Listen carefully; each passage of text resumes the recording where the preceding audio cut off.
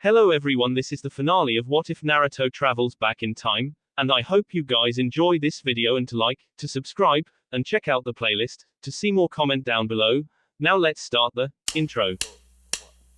They call me a god. They call me a god. They call me a god. As is the situation on most days, I have no idea why I woke up when I did. My blanket was warm and I was in a very comfortable position, prompting thoughts as to why, for the life of me, I could not fall back into the blissful oblivion of sleep. Then again, I realized it should not have come as much of a surprise, as I'd gotten quite used to only needing 4 or 5 hours of sleep in order to regain full functionality. Honestly, I usually didn't even need that much. Finally yawning and deciding that no matter how much I desired it, I wasn't going to fall back asleep if only because my body was wired that way. Sitting up with a groan, I stretched and prepared for my normal morning routine. Only to stop short when I realized that I wasn't in my room. Well, technically it was my room. I simply didn't have much use for it anymore. One of the perks of my job was that I got a fully furnished apartment on the premises, and a large majority of the time I just used that. It's what it was there for, after all. After waking up the rest of the way and going through the motions of the morning routine, the first place I headed was the kitchen. Softly padding down the hallways and entering the bright room, a small smile settled on my face as my eyes landed upon the only other person in the room. Considering I hadn't seen or heard anyone else yet, it was likely she was the only other one here. Everyone else had their own things to deal with, after all. Good morning, Orihime-san. The long-tenured family maid turned her head slightly to look over her shoulder, offering me a small smile before she turned back to her task. Good morning. You were just going to bed when I got here. I'll never understand how you shinobi function on so little sleep. I couldn't stop a chuckle from leaving my lips. I remember a lesson from Tsunade-sama long ago, something about shinobi having an enhanced metabolism due to our active chakra systems. Orihime hummed for a moment before nodding. Well, that would explain some things. I could hear her murmur something more, but decided against paying attention. The smell of food was becoming overpowering, and my stomach chose to announce its displeasure at still being empty. My, always so demanding. Who, me or my stomach? Orihime turned from the counter with a nicely prepared meal as she walked over to me. She always enjoyed teasing me, and this moment didn't seem like it would be any different. Well, usually both, but your stomach is definitely much easier to please. I was preparing a meal, thinking you would be waking up until later to eat it. I was just getting ready to wrap it up. You have impeccable timing. I hummed and started digging into my food as soon as it was placed in front of me. Delicious as always. Looking up I noticed that Orihime was taking off her apron, which she never did unless she was leaving. Well-ingrained manners made certain that I quickly chewed and swallowed before posing the ultimate question. Where are you going? Orihime offered a faint smile as she grabbed her work bag and headed towards the front door. I promised to meet Gendo-kun at the academy. They have half lessons today because of the upper year's graduation testing, remember? My eyes widened as my brain finally decided to kick into gear. It would have come back to me as the day went on. I was well known for being a bit of an airhead for up to an hour after I woke up. Thanks for the reminder. Tell the brat I said hello. Orihime's tinkling laugh came from the entryway. I will. Can I trust you to clean up after yourself?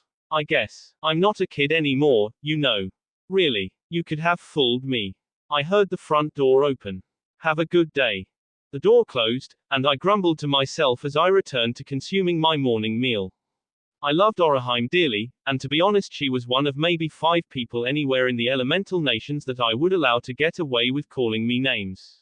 She knew it too, though to her credit she only acted that way when we were alone or around our respective families. As I turned back to my food, my eyes happened to scan over the counter where she had been standing. I noticed that while all the food had been put away, there were still dishes to clean. Damn it. I hated doing the dishes. Today was technically supposed to be my one day of the week off barring any unforeseen emergencies, so I took full advantage of that fact. Dressed in my usual Jonin attire, complete with orange open fingertip gloves and both Uchiha and Uzumaki crests embroidered onto the collar of my flak vest. Making my way slowly around the former Uchiha district, I offered greetings and was given many in return as I moved from stall to stall, checking for any interesting items one of the vendors may have had. None of them seemed to have changed much inventory since I was last through here about a month ago, but I'm not sure what I was expected. While aimlessly wandering around the village was not something I was responsible for, most of the people I talked to appeared to appreciate my visits. Moving back to one of the main paths and looking around once again, I couldn't help but marvel at how quickly things were capable of changing. What had once been a primarily residential district had managed to transform into a large trade bazaar that always had something exciting going on. The Uchiha clan was still headquartered here, of course, as was my permanent home, even if I used my apartment more often than not. Hiding a yawn behind my hand, I gradually made my way out of the bazaar and onto the main concourse, idly watching as carts drawn by all manner of creatures from horses to mules to even the people themselves as they went by. Some recognized me and offered greetings, which I felt compelled to return. I had a destination in mind, thinking that I hadn't seen the people that resided there in a while. Well, it had been maybe 3 days, but in my line of work it felt like forever. Hopping up to the rooftops, a few quick jumps had my target in sight, and it was barely 30 seconds later that I landed silently outside of a small, well-maintained area. The Uzumaki compound. That was the official title on the books at least. I'd heard the Yondaime grudgingly refer to it as the hellhole every once in a while. I'm certain it was in a completely affectionate manner. Really. He was usually smiling when he said it. Walking over to one of the larger houses, I knocked on the door, honestly unsure if anyone was home at this hour. Luckily it didn't take long for me to hear footsteps running up to the door, followed by said door being yanked open and a little missile with red hair jumping right into my guts. Hikari Onisama. Trying to ease the pain in my abdomen and peel the little squirt off of me at the same time, I couldn't help but chuckle. What are you doing home, Chika-chan? I thought you still had school today. Before the little girl could answer, there was a faint laugh from the doorway. Looking up, I saw one of the women I admired most in the world, after my own mother, of course. Chika was complaining that she wasn't feeling good this morning, and since it was a short day I let her stay home. However, she seems fine now, so perhaps I should oversee her training myself for the rest of the afternoon. Oh, I'm not feeling so good. The spunky redhead collapsed in a controlled manner onto the ground at my feet, moaning piteously. I tried to keep it back, but I'm pretty sure a giggle escaped my lips. Is there something I can do for you, Hikari-chan? It's nice to see you, as always. I tried to keep my face from twitching, but I'm pretty sure it did since the woman in front of me immediately graced me with one of her knowing smirks. Other than Orihime-san, this lady was one of the others I'd unwillingly allowed to treat me like a kid, but get away with it.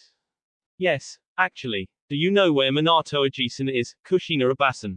Kushina actually rolled her eyes and shook her head.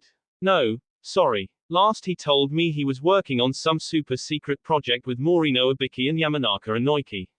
Something to do with the sensory barrier, I'd guess. The older redhead snorted and crossed her arms over her chest.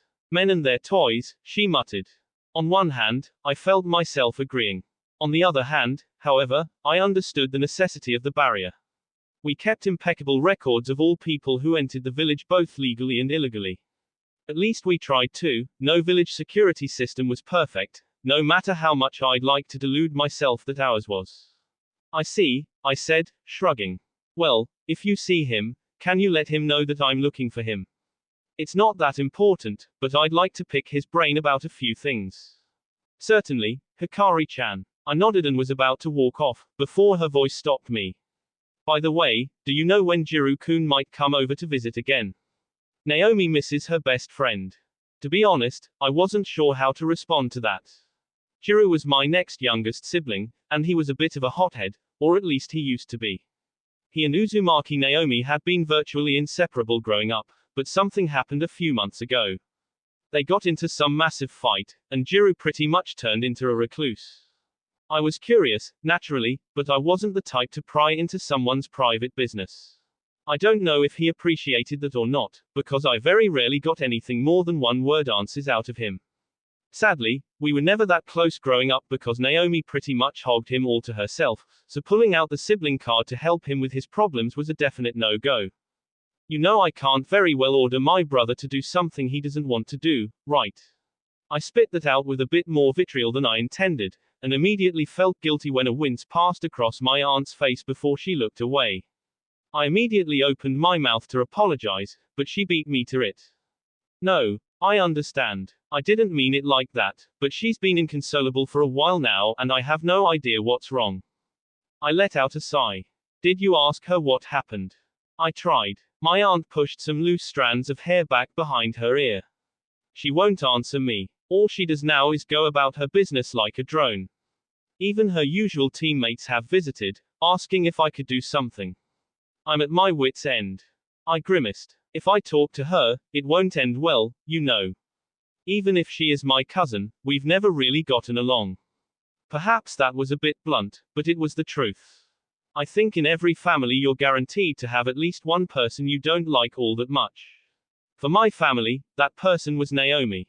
Not just because she pretty much stole one of my brothers from me, but she also loved being the center of attention. In class when she was in the academy, on her squad, in any bar.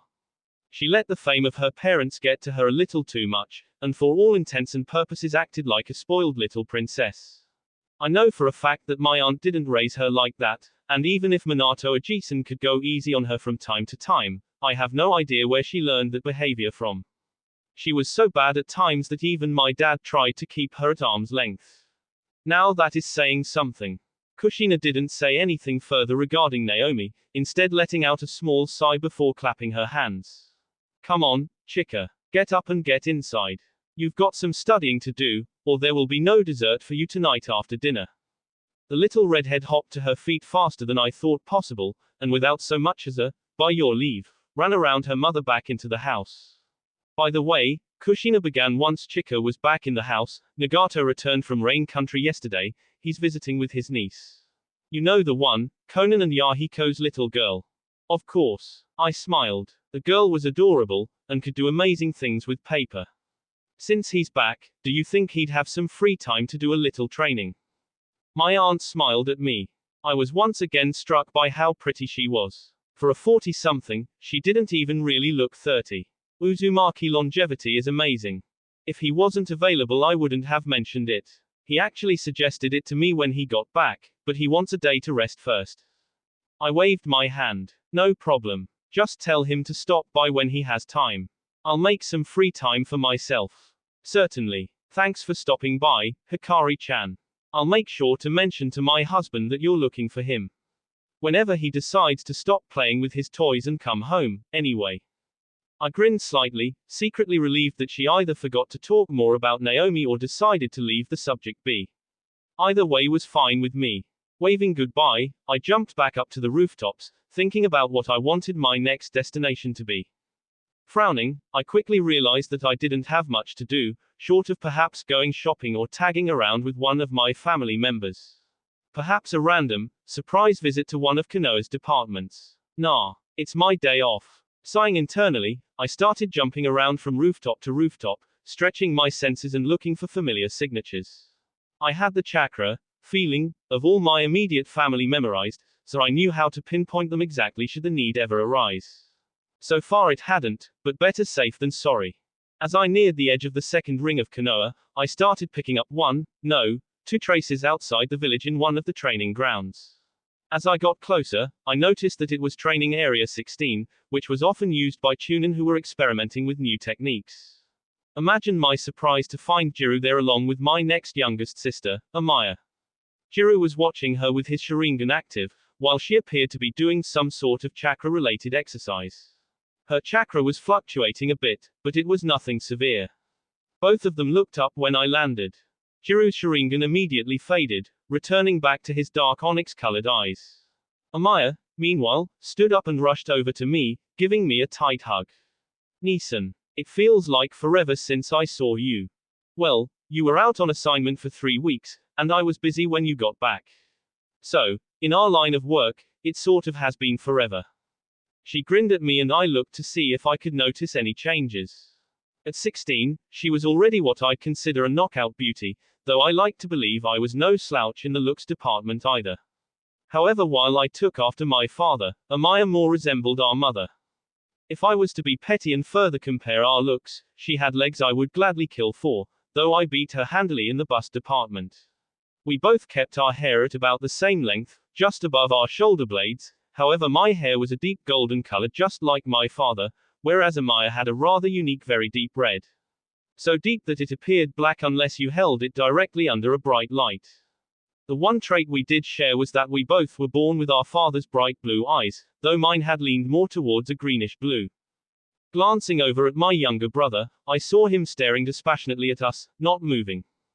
"Hey there, Jiru." He simply nodded, followed by a succinct, "Hello. What? You're not going to come give your big sister a hug?" I rearranged my face into a pout, hoping to tease him a little, but as usual lately he completely ignored it.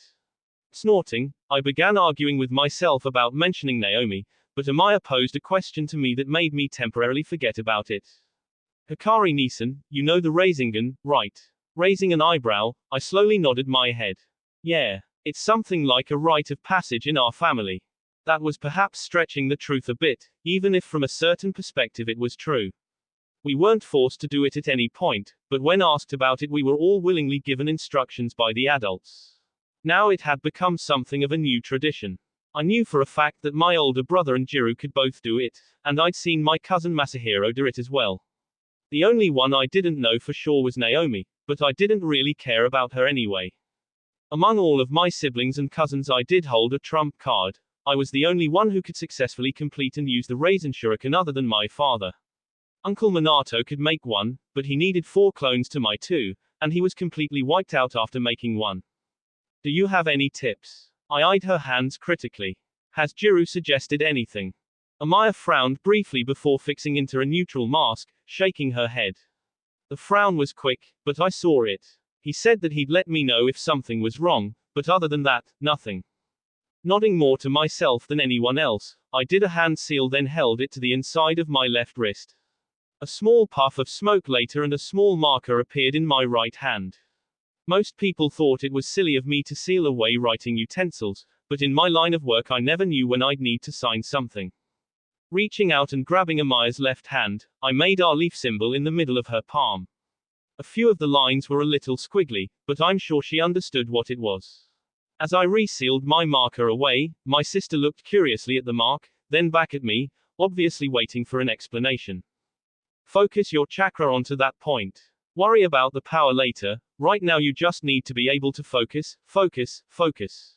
When you can feel the chakra in your hand, start spinning it in one direction first, then continue adding directions until you can contain all that spinning chakra into a ball. Add some power to it and you'll have a Rasengan before you know it." As if to solidify my point, in a little over a second I had lifted my hand and held a perfectly round Rasengan in it. Amaya looked at it, then me, and finally nodded with a smile. "Thanks, Nisan." "Of course." As Amaya moved towards the shade of some trees to practice for a little while, I slowly walked over to Jiru, who stared at me the entire way. At first I was getting cold feet, but I knew deep down that something needed to be done. "I know you likely don't want to hear this, but you need to do something about Naomi." His face immediately darkened, and I believed with that one sentence I effectively burned any amount of sibling sympathy I had from him. Kushina came just short of begging me today. "I don't know what it is that's going on between you two, but I for one am tired of it. I miss the brother I almost never had because that girl sunk her fangs into you early, and now you're essentially a recluse. I don't care what you have to do, short of outright killing or injuring her, anyway, but this shit needs to stop, now. Do you understand?"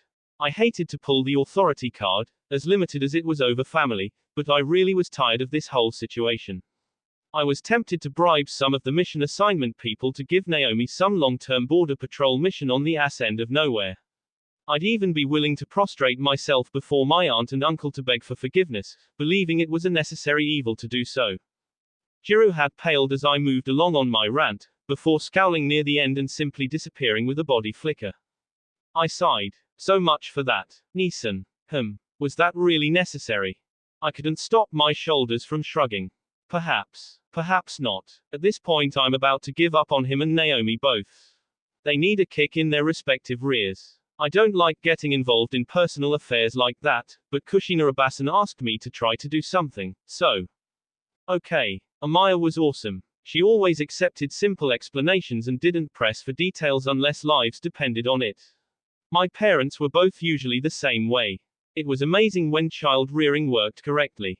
I was about to ask my sister if she needed any further help with learning the Rasengan, but a flare of chakra from an arriving Anbu operative stopped that. It was a woman with long, flowing purple hair, though she didn't look to be in uniform. I have to admit that I'm biased towards some people, if it hasn't been obvious already, though I believe most others are just like me. Yugao is one of my favorite people since she used to babysit me on occasion when I was little, along with the rest of her genin team. It sucks when everyone grows old and starts doing their own things, though there were a few bonds that I tried desperately to keep from breaking. Yugao was one of them. Yugao ne, how are you? She graced me with a small smile as she walked closer, offering the same to Amaya, who made a point to go over and hug the other woman. I'm doing well. How are both of you? We both chirped that we were fine.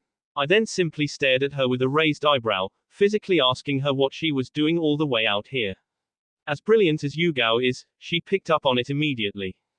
I met your brother in passing, he asked to meet you at your office when it's convenient. I sighed and rubbed at my forehead. When it's convenient, in Itachi speak was, get your ass here now. Yugao was the only one who would phrase it so nicely. Did I mention I really liked her? Thanks, Yugao ne. Did he volunteer you again? Do I have to kick his ass? The purple-haired woman let out a tinkling laugh, shaking her head. No, it's fine. He's just on baby duty today, or he may have come to get you himself. I was just dropping off some of my own paperwork. It made sense. Yugao was in charge of Anbu Division Delta, while Itachi was the Anbu commander, so they were often relaying messages for each other. Now that my job is done, if you'll both excuse me, I need to go get my kids from Anko's before she completely corrupts them. I winced. Between Anko and my uncle Obito, if she wasn't careful, her kids would never be the same. Yeah, you'd better hurry. She laughed again before disappearing in a swirl of leaves. Turning back to my sister, I saw that she had plopped down on the ground again and was focusing on the spot I had drawn on her hand. There was chakra pulsing rapidly, so she was well on her way. Do you need anything else, Amaya? She looked up at me. Oh, no. I'm going to work on this a little more before I go home. Will I see you there? I didn't really know. Maybe, if Mom and Dad get back today, I might stay over for the night. Amaya smiled. It would be nice to have us all at home for a day. It's been a while. Running through my recent memories, I had to agree. I think the last time we were all at home was for my father's birthday, about, 7 months ago. True. I'll see if I can make it. Anyway, I'd better go see what Itachi wants now, so I'll see you later. Good luck with your project. Thanks, Hikari-Nisan. See you later. Thankfully, when I arrived at my office, it looked to be a quiet day in the rest of the building. Stopping by my secretary, she only handed me a few forms, likely the ones Yugao dropped off earlier, and told me that my brother was in fact waiting in my office. Thanking her, I opened the door to my office and entered, looking around the room. I hadn't changed it much from the way my predecessor left it, other than perhaps a few pictures on the wall and on my desk. There really wasn't much to change. Well, there was a playpen in the corner, because for some reason or another a lot of baby monitoring seemed to have happened here. That's what happens when your family controls the office for over 20 years. Hokage-sama. I sighed and counted to 10 in my mind. Anarchy, how many times have I told you that you can just use my name when we're like this? Itachi chuckled from where he was sitting at the desk, holding and playing with his son who was already nearing toddlerhood. I couldn't believe how quickly he was growing. Likely over 50 times. Maybe 100. I stopped keeping count, but if I don't act in a professional manner, who knows what kind of precedent that will set for the rest of my people under my charge. I skayed as I walked over to them after closing the office door behind me. Even in private, I don't think I'll ever understand you. That's fine. I've never asked you to. I lightly chuckled at his blasé attitude before crouching down in front of his son, who clapped excitedly and mumbled baby talk at me before sticking out his pudgy little hands in my direction. Ah, and how are you, my little Sasuke-kun? Did you come to see your auntie Hikari? He gurgled something before I clearly heard a repeated, higgy, higgy, and continued holding his hands out. I grabbed the little one and hoisted him up much to his delight, assuming the squeals were any indication. Of course, at the same time, I was trying to keep myself from melting into a pile of goo and letting out a squeal of my own, hearing the little one attempt to say my name. I was more professional than that. Especially in front of Itachi, as he'd never let me live it down, not to mention that he was in charge of nearly 1/3 of my forces. You know, the ones who were supposed to be under my executive command. I can imagine them snickering from their hiding places now. Trying to regain my composure and ignore Itachi's knowing look, I deliberately changed the subject. So the missus had to work today? I asked. My older brother nodded. Settling Sasuke on my hip and bouncing him a little, I examined Itachi for a moment. He looked more content than I had ever seen him, and that's really saying something. Growing up, he confessed to me when we were both older teens that he always felt so overshadowed by our parents, that they had such monstrous figures to live up to and match. Of course, both of our parents being who they were spotted this rather easily. They simply told both of us, as I believe they have since told all of my siblings, that we only have to do what we want to do. There were no expectations. While that eased our minds somewhat, Itachi still wanted to get as far as he could, and I think he even wanted to be Hokage at one point, but that was barred from him thanks mostly to Konoha's charter, which said that an Uchiha could not be Hokage after the whole Madara debacle from long ago. The council at the time had pushed that through back then because all of the clans were rather upset with the Uchiha, and no one had really worked to reverse it, though the Nadaime Hokage had given my ancestors the police force as a, oops, we're sorry, gesture. My brother had settled for Anbu commander before they figured out a little loophole, likely figuring it was the next best thing. He chose to maintain his course. Needless to say, he's the youngest one, ever. As for me, well, I was the best pick for Hokage after the Yondaime stepped down for multiple reasons.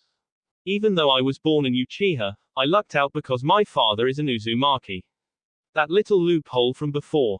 Yeah, thanks to a trick of paperwork and the way my parents' marriage contract was worded, for the duration of my tenure as Hokage I'm technically Uzumaki Hikari.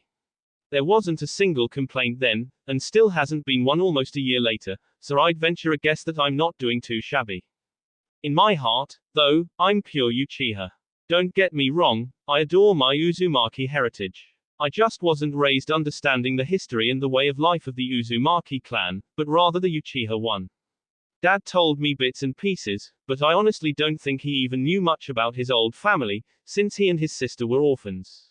He claimed that she knew a lot more, as she was the history buff between them, but I never bothered to ask. I handed Sasuke back to my brother as I moved around my desk.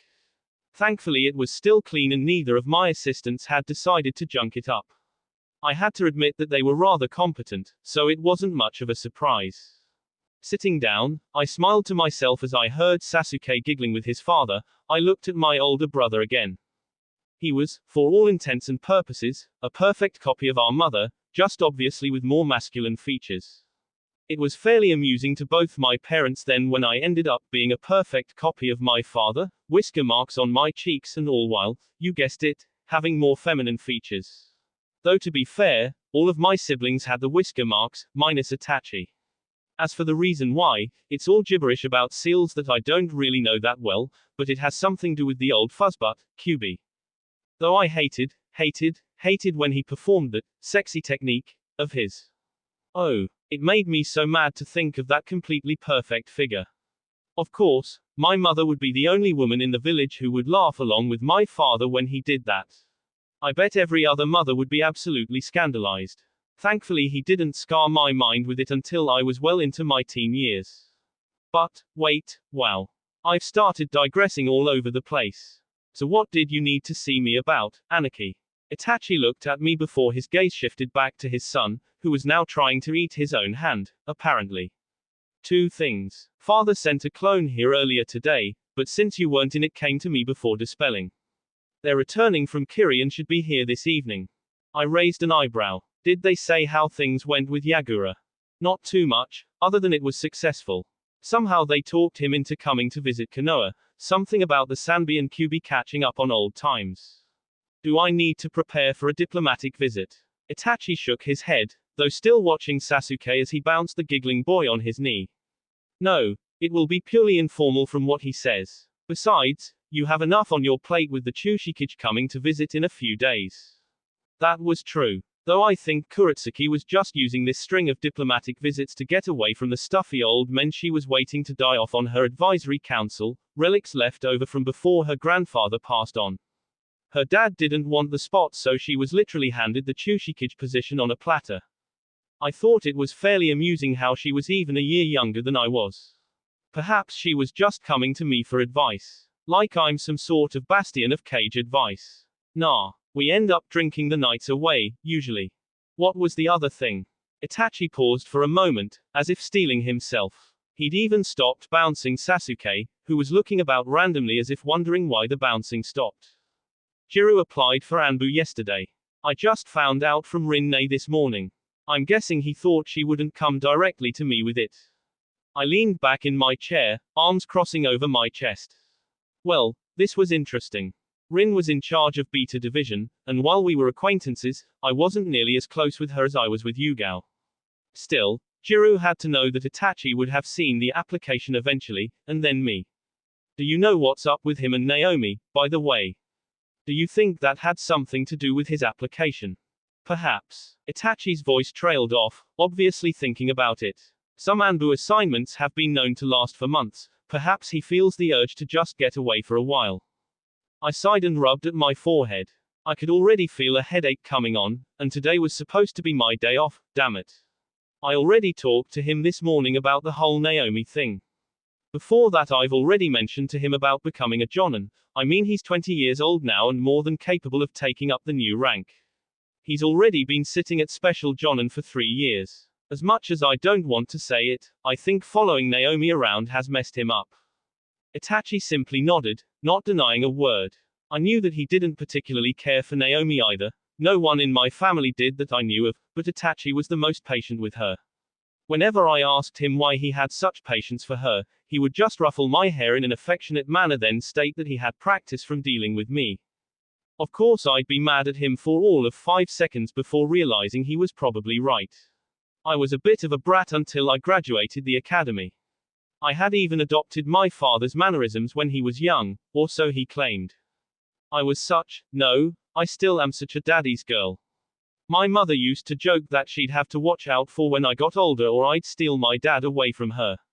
I was perfectly willing to do just that until I started entering my later teens, but I'm mature enough now to admit that I used to have a serious crush on him, as odd as that may sound. I take solace in the fact now that I'm likely closer to him than any other women in the world, barring his sister and my mother. I'm comfortable with that. Bringing my thoughts back to the matter at hand, I said, tell him I said no until he becomes jonin and can have a mature conversation with me that consists of more than 2 words.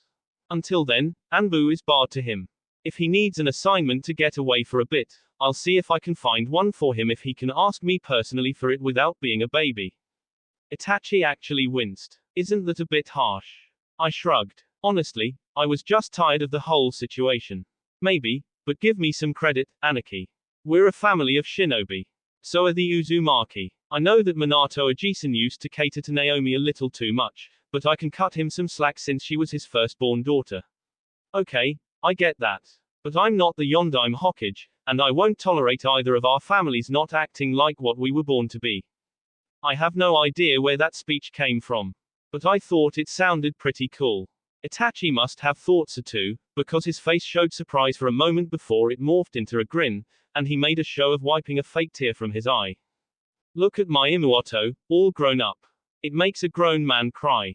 I growled at him, tempted to throw a paperweight at his head, but he was still holding Sasuke. As if sensing my desire and subsequent predicament, the little squirt gurgled out a laugh. Or maybe he was laughing at me too. Down, Hikari. Don't think about throwing things at babies. You like babies. A knock at the door caused me to frown. I wasn't supposed to even be here today, and everyone in the village knew I was off, so who the hell? Sighing again and sending a glare at the amused look Itachi gave me, I shouted for whoever it was to enter. Hokage-sama, how are you? I groaned internally. That was Uzumaki Masahiro. He was equal parts crazy and scary smart. In a strange sense he was almost like a perfect mix between my father and his own mother, Kushina. Uncle Minato had jokingly washed his hands of Masahiro, suggesting that he was a little too intimidated to try to handle a male version of his wife. Rumor was that he spent a week on the couch for that joke. I'm fine, Masahiro-kun. How are you? Great. In a creepy way, the beaming smile he was giving me reminded me of my father. Honestly, we all noticed that he looked exactly like my dad, the only difference was that he had red hair like both of his other siblings, and not blonde. It was something of a running joke, though as we got older, Itachi and I both noticed that whenever the subject came up that the four parents all had these knowing looks, like they were all privy to some inside joke that us kids wouldn't understand. When we asked, they either brushed it off or tried to joke about how it would be interesting to have a non-redhead Uzumaki for the first time in who knows how long. Of course with me that joke fell a little flat, because I was the first blonde Uchiha born in about 60 years, according to the clan record. Hey, Hikari Onizen, can I pick up one of the graduating squads and become a sensei? My mind came to a jarring halt. I must have sat there and stared blinking at him for a few moments. Stopping yet another sigh and internally scowling at another amused look Itachi was sending my way, I simply asked why. Well, Etsuko-chan and Isamu-kun are both graduating today, right? I sort of promised them when we were all younger that I'd be their sensei someday. Huh, I didn't know he'd said that to my youngest twin siblings. Learn something new every day. You're just now deciding to bring this to my attention today. On the day they graduate. Masahiro winced a little, and his smile faltered. It was only then that I noticed he entered with someone else, none other than one of my assistants, Hyuga Hinata. Masahiro tended to have that blinding effect, bringing all the attention to himself and making everyone else around him sort of invisible. That was interesting. Maybe there was some fact to the rumors that the Hyuga planned on asking about marrying the two of them. Being my assistant, I saw Hinata quite often, and easily noticed the doe eyes she would send towards my cousin. Awkwardly, Masahiro used to look at me the same way. Yeah, I was aware of it but he never said anything, and there was no way in hell I was getting with a cousin that was just like my dad. I'd rather have the real thing, not the copy. I can't believe I just thought that. I need to wash my mind out with bleach. Look, Masahiro-kun, first you need to be a full jonin, not just a special jonin. Go take your test when it's available next month, and I'll see about you getting a part-time apprenticeship with them if both they and their assigned sensei agree. But the teams were already picked about a month ago. He looked a little disappointed at first, but as I gradually explained, his face returned to the beaming smile. Thanks, Hikari Onizen. I'll get right on it. Without another word, he immediately turned around and ran out the door. I couldn't stop a small, fond smile that worked its way onto my face. Unlike the way my younger brother had been acting recently, Masahiro was still bustling with energy and willing to work to prove himself. I idly nodded my head as Hinata made a small bow and quickly turned and ran as well, following after Masahiro. I admit to liking her, she's a competent worker and while perhaps a little on the shy side, she has an undeniable subtle, steely grace that was perfect for political work. Itachi cleared his throat, making me focus on him again. Well, I think that's all Hokage-sama. If you'll excuse me, I need to get this one home to take a nap. Looking at Sasuke, I could see that he was leaning back against his father's chest now, eyes drooping a little. If he was anything like his father, he was an early riser, and being as young as he was it made sense that he'd be tired. Alright, will you be coming back home tonight if mom and dad make it today? He shrugged as he rose, then turned the question back on me. Will you? Okay, so perhaps I was a little notorious for not being home since becoming the Godime. But could you blame me? It was a lot of work. I promised Amaya that I would, so yes. He nodded. I'll be there. If Sasuke's awake and my wife is home, I'll bring them too. I graced them both with a small smile, though it looked like the little one had already drooped off to sleep. See you then. The rest of the day, thank the gods, was dead quiet. After catching a nap in my office, don't tell anyone, I stopped by my father's favorite place to eat. Ichiraku Ramen. I wasn't as big a fan of the stuff as he was, but I had to admit, their ramen was to die for. Not only that, but Ayami was pretty fun to gossip with, and her little boy was quite the charmer as well. Of course, I just seem to have a thing for babies anyway. Not that I'd ever tell anyone that. Sure, I want one or two of my own someday, but not for a good few years yet. I had to find a man that I didn't completely intimidate with my eyes or my position first, and that I wasn't related to. Sadly, that made the dating market rather small. I sat up straighter at the ramen stall when a very familiar sensation brushed against the limits of my sensory capabilities. It was still a fair distance off, so I had some time yet. Still, paying my bill and quickly excusing myself, I hopped back to my office and grabbed my robe and hat. Walking down the main concourse towards the outer south gate, I returned the greetings of everyone that was willing to offer one. Of course, everyone was willing to say hello to the Hokage, so believe it or not, I had to be careful where I walked in my garb, for fear of losing my voice of all things. The population of Konoha had burgeoned in recent years, what with the addition of nearly a dozen new clans in the last 25 years, 2 full-walled expansions, plus all the extra needs a village of that size entailed. The workload of the position of Hokage had evened out a little bit. There was a lot more to do with the military, research, and security departments, but actual governing responsibilities had been shifted over to a new installed governor from the daimyo's court about 7 or 8 years ago. It was unprecedented at the time, and Konoha was really considered a fully fledged city now, but the population was becoming a bit too much for our simple clan-based government to run. Oh, the clan council still existed. Itachi had been the Uchiha head for about 3 years now after Mom retired. He'd often tell me all about the meetings, though they reported to the governor's office now. I was friendly enough with the governor, though we usually minded our own business where our jobs were concerned. Mostly because I couldn't stand stuck-up court politicians and would sooner beat them into a bloody paste than deal with the political gimmicks, and the governor couldn't tell a kunai from a butter knife. As I stood at the outer south gate and watched the sun start to set behind the trees, I began to wonder what the Konoha of my parents had looked like, before the way it became the way it was today. Certainly there were pictures, but not as many as you'd think. Of course, some of the more interesting ones were of when my parents were dating, and I always enjoyed looking at the before and afters of the Hokage monument. Maybe I'm a little bit biased in that regard, considering my face is on it now. I straightened up a little as I saw several figures approaching in the distance. To be honest, I was a little nervous about meeting the Mizukage, Yagura, even if he wasn't here on official business, but he was the only Kage that I hadn't met personally yet during the almost year of me being Hokage. It wasn't for lack of trying, but they had the Chunin exams in Kiri about 2 months after my coronation, and I wasn't realistically prepared to travel. We were having them in Iwa next month, so I would have met him then anyway, if not now. As they got closer, I could make out several other figures, who were probably the Mizukage's escort. There were 3 of them, and as they approached it was pitifully easy to recognize who they were. Hoshigaki Kisame, Momaki Zabuza, and Hozuki Manjutsu. All from clans that did not leave Kiri to come to Konoha, and all 3 were rather notorious members of the Kiri no Shinobugatana Shichinen Shu.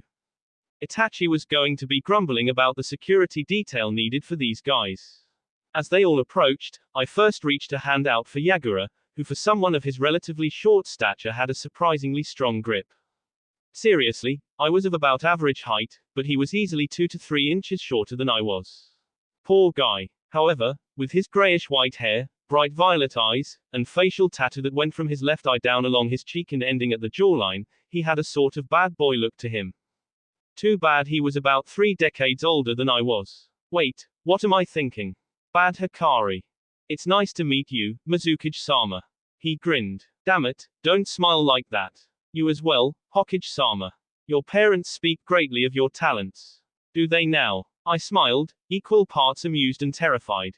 Knowing my parents, ugh, I can only imagine what they really told him. It's all good, I assure you. He chuckled, then made a show of looking around inside the gate. I hoped that I picked up on his gesture, and waved my hand. One of my Anbu dropped down behind me on a knee. Hokage-sama. Nodding at the Anbu operative, I switched my gaze to Yagura again. Do you and your escorts need a place to stay, Mizukage-sama, or did you already have plans? Yagura shook his head. Please, we're not here officially, so feel free to call me Yagura. I would appreciate a place to stay, though, since I doubt I'll be here for more than 3 or 4 days. Very well. I smiled. Then I insist you call me Hikari. He nodded before I turned to look at the Anbu, who was still kneeling. Bird, can you please show Yagura and his escort to the executive diplomatic suites? Let the staff know they'll need to prepare for 5 days. As the Anbu affirmed the order and rose to his feet, he gestured for the group to follow. I noticed Yagura was looking at me with a raised eyebrow, but I merely shrugged. Knowing my dad and my aunt, you may be here longer than you're expecting. Consider yourself warned. He chuckled and nodded, starting to move and follow the Anbu. Mikoto mentioned something to that effect. Waving his hand, he got his own escorts to fall in behind him, though they were busy looking around at everything to see in the village and muttering among themselves. As they started moving away, I felt an arm drape around my shoulders. Pulling the Hokage hat off of my head, I leaned into the shoulder hug, letting the warm presence and familiar chakra wash over me. How's my girl doing? As I heard my dad's voice again for the first time in a month, I felt a pleasant sensation run up my spine. It was a deep and comforting voice, and was one that I could listen to for hours. I know at times he was amazed as to how I managed to pay attention to his lessons to me when I was younger. I'm great, Dad. How about you? He chuckled, and the vibrations of that carried across my shoulder. I'm wonderful. It was a long trip, but Yagura is a pretty fun guy, as always. I'm glad to hear it. It's nice to finally meet him. My father hummed his agreement before releasing me, and then I turned to look at my mother. I seriously thought she was one of, if not the most beautiful woman in the entire village, though I can admit that may have been yet another bias of mine coming into play. In all seriousness, the woman was in her mid-40s but barely looked a day over 30, and she had no Uzumaki genes to fall back on. That's not to say the difference wasn't more incredible in my father, as he was a year older than my mom, but he didn't look like he had aged a day past 25. It was just like my aunt Kushina, and something to do with Uzumaki longevity. Uncle Nagato was still pretty spry for a 50-something, instead appearing to be in his 30s. If he wasn't always so thin, he might look even younger. I seriously hoped that I inherited that longevity too, and that's not just my inner vanity talking. Anyway, my mother still had this alluring, I'm hot but I can kill you before you blink, look going on. There was some sort of battle that happened where she lost her eyes before I was born, and I know they don't like to talk about it much, but she's always worn an eye patch ever since. In her other eye, I know that she had replaced her original eye with one from my grandfather, because she was losing vision in it. That meant she had the eternal Mangekyo, but I'd never seen her do anything with it, or even activate it for that matter. As a consequence of the exchange, however, her Sharingan was always active at its base level, but I thought it merely enhanced her look. After all, I could relate with how it felt to always have your Dujutsu active. My Rinnegan was the same way. I can still remember the day it activated like it was yesterday, mostly because it both saved my life coupled with the awed and fearful looks from my teammates and sensei. It made quite an impression on my then 16-year-old self. Luckily, between my parents and Uncle Nagato, they helped me cope. The eyes were powerful, of that there was no doubt, but with them also came a lot of responsibility. Considering I could bring back the recently deceased if I was willing to part with some of my own life force in exchange. Yeah, try to not let it go to your head. Anyway, after greeting my mom and welcoming them both back, I peeled off my Hokage robe and we started walking back towards our old family home with them. They looked surprised at first that I was walking with them, but they didn't question it, so I didn't say anything. So, are your brother and sister bouncing off the walls yet after graduating? My mother asked. I couldn't help but chuckle. They were plenty energetic, certainly. I saw your clones in the crowd when I was offering my congratulations, and I think they're pretty excited to be placed on a team under Obito Ajisen. I had to hide the candy or we may not have had a house left. Both of my parents chuckled. My mother seemed a little sad that we were all growing up, but she had confided in me a couple years ago that she wanted more children. Unfortunately, there were some complications during the birth of the twins, and soon Sama felt it wasn't safe for her health to have any more. I couldn't believe that my mom wanted 9 kids. Most clan families don't have more than 2, the so-called heir and a spare. Supposedly when my parents started dating, my dad jokingly asked for 9, and I immediately caught the QB reference. My mom was willing to go along with it at first because of both the uniqueness factor and she was newly in love, she confirmed, but then over time decided she actually wanted 9 children. She made it over halfway before she was told no more. Of course my dad was ecstatic with just a Tachi, and each additional child doubled his happiness. But that's my dad for you. When we got to the house, I had to hide my grin as we entered into the foyer. I walked in and turned around, waiting for my parents. My mom walked in and turned on the light, only for a loud surprise to be announced behind me. My mom was honestly startled, but immediately started grinning. I don't think my dad was in on the planning of the birthday party for my mom, but he was always good at sensing chakra signatures no matter how much they were suppressed, likely something to do with him being a sage. I actually didn't find out about it until an hour ago, when Itachi stopped by again to make sure that yes, I really would be home tonight. I thought it was a great idea. Even if her birthday was a week ago, she wasn't here to celebrate, so everyone thought to throw her a party when she got back. It wasn't often we did parties like this, but for once everyone was able to get the day off, and I mean everyone. Orihime-san was here with her husband and son, as were all the students and their respective families.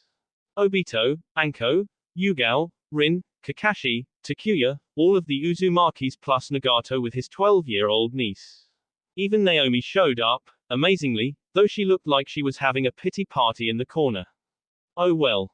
As my mother went over to greet and thank everyone for the surprise, I looked at my dad. Actually, I had to do a quick double take, as I was pretty sure I saw tears in the corners of his eyes. Dad, he responded, but he was obviously focused on the party and everyone gathered in the room. Welcome home. For some reason, the words left my mouth before I could think of why I wanted to say them. Something about them just felt right. The smile he graced me with was absolutely blinding, and it was impossible to miss the single tear that made its way out of the corner of his eye to trail down his whisker-marked cheek. It's good to be here. The end. 21 years later, approximately 25.5 since arrival. Uchiha. Naruto 45, retired, consultant. Mikoto 44, retired. Itachi, M23, Anbu commander, plus, wife, equals Sasuke, M14 Moss. Hikari, F21, Godime Hokage. Jiru, M20, Special Jonin. Amaya, F16, Chunin. Isamu, M12, Twin, Genin. Etsuko, F12, Twin, Genin. Uzumaki. Minato 42, retired Yondaime Hokage, consultant. Kushina 41, retired. Naomi, F20, Special Jonin. Masahiro, M18, Special Jonin, original Naruto generation. Chika, F10, Academy. That will be it for this video. If you want more, comment down below, like, subscribe. And see you guys later.